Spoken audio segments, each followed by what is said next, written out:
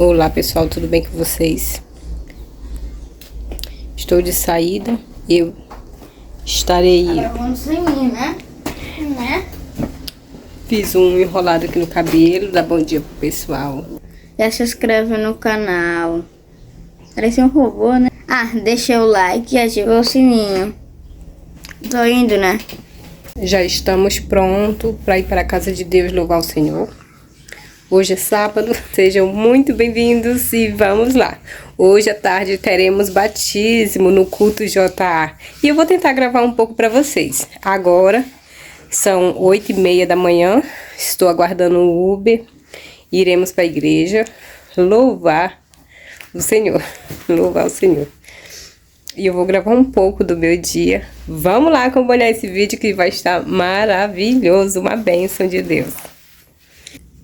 Inscreva no canal da minha mãe e o Deus vai te abençoar.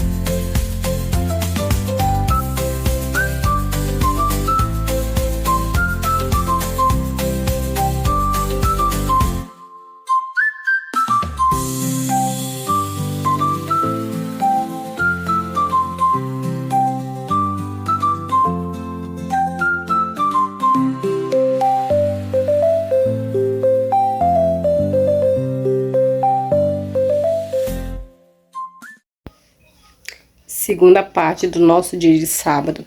Vamos à igreja pela manhã, participamos da escola sabatina, participamos do culto e agora iremos para o JA. O JA significa... Ai, que mosquito chato.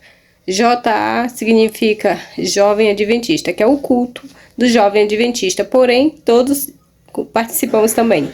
E eu vou compartilhar com vocês nesse vídeo, antes de ir para a igreja, que eu estou aguardando o Uber, uma comprinha que eu fiz na Shopee, mas eu ainda não tive tempo de mostrar pra vocês. Esses dias eu estava e estou muito ocupada. E vou mostrar pra vocês aqui rapidão antes de o Uber chegar. Vou ver se vai dar tempo.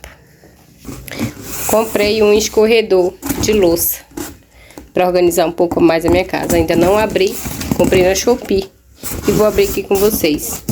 Vou ver se vai dar tempo. Fui ali abrir lá na cozinha e voltei rapidão. Vamos ver se eu vou gostar. Tô abrindo aqui junto com vocês. Ele é pequeno, do jeito que eu pedi. Já gostei. É assim. Depois eu vou mostrar como ele vai ficar na minha pia.